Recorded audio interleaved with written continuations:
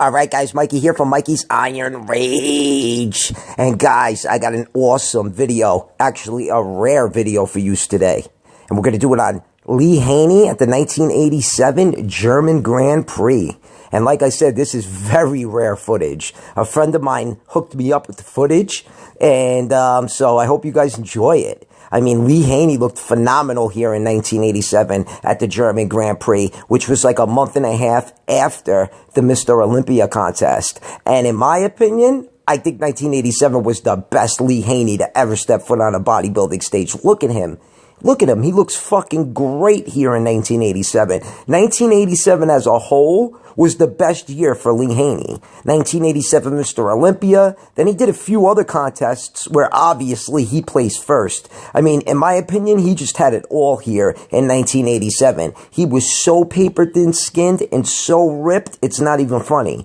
And the one thing that I could say about Lee Haney that I always knocked him for was the watery midsection. His midsection always looked like it was full of water. His hams and glutes weren't the best, but here his hams and glutes look pretty good, and his midsection looks pretty damn tight.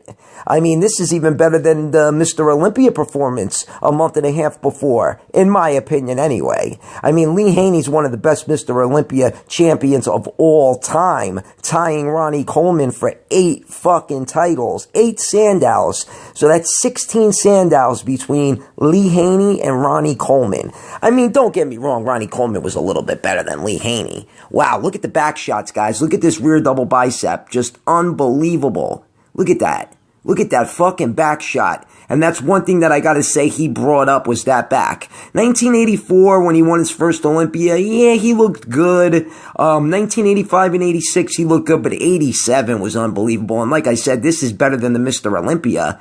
I mean, look, he's showing off that back because he knows his back looks fucking good.